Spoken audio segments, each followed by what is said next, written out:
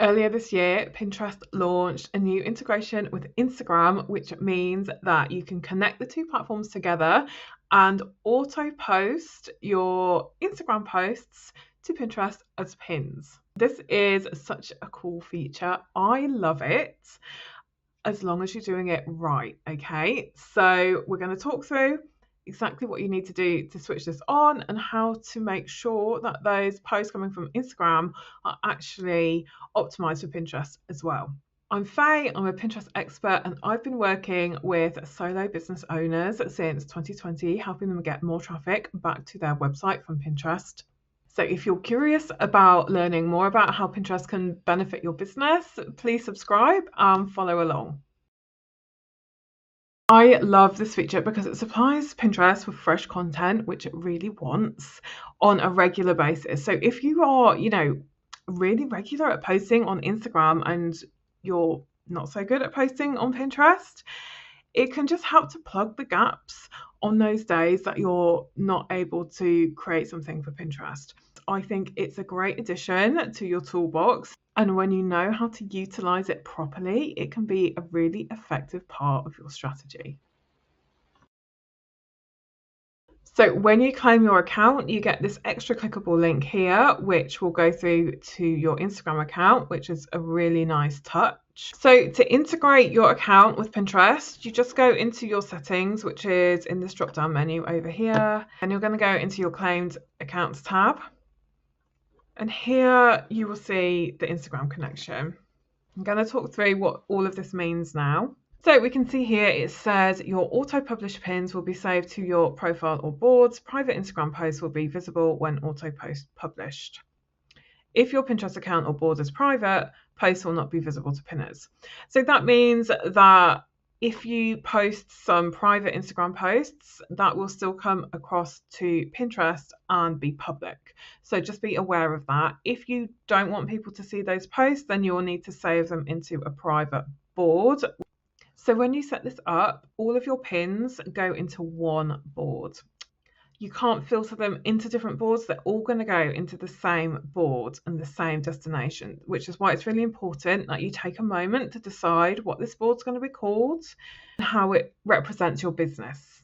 So all of my Instagram content is about Pinterest marketing. So it is all going into one board labeled Pinterest marketing. You can just click on here and it will bring up your boards. You can create a new board down here if you don't have one that's suitable, but you want to think of a title that is an umbrella term for all of your content that you post about that's relevant for your business. If you don't want the auto posting on, that's fine. You can turn that off and you can just have the link in your profile, which is really beneficial anyway. And you can toggle this on and off as often as you want. And when you come back to unpause it, any content that you've posted in between won't get put into Pinterest. So you've switched it on, you've got it going to your dedicated board. You can't forget about it now, though. I'm afraid you have to go back and edit your pins. So I'd say like once a week, once every 2 weeks, pop a little time in your calendar to remind you to go back in and change a few things on those pins if you want them to work for you and your business. The things that you need to remember to change are the pin titles, using your keywords that people are searching for. Description. Is the caption that you wrote on Instagram really optimized for Pinterest? You're probably going to want to add in keywords that people are searching for, and also a call to action to encourage people to click through to your website. And you're definitely going to want to change the URL if there is an associated sales page or blog or lead magnet page or something where you are directing people to. If you don't change the URL, all it does is it sends people back to your Instagram post, which is fine if you don't have a blog or a sales page or anything to send people to. It's fine to just keep it as your Instagram link, because then people are going to go back to your Instagram and maybe discover more of your content on Instagram. But it is 100% needs to be part of your strategy that you go in and you check these every week or every 2 weeks. So here's my board that all of my Instagram posts come to. So I know that they're just all in one location. I also do pin other pins to this board as well because this board is so active and it gets quite a good number of impressions. I like to put other pins in here as well. So this is my most recent post that's come through from Instagram and that I haven't edited yet. You can see that it links directly to Instagram. There's no title and it's just got the caption that I used on Instagram. If this was, so this is a time sensitive pin, but it's going to live forever in my membership. So I'm not worried about deleting this. If it was like just a one-off event that people could not get access to again, then I would delete this. But because this is something that people will get access to the recording in my membership, I'm going to change the link to my membership and I'm going to keep it on Pinterest in case anybody comes across it and finds it useful or helpful. It's going to direct them back to my membership. So to edit this, I'm going to click on these three dots, edit pin. I'm going to keep it in this board. I'm going to add a title.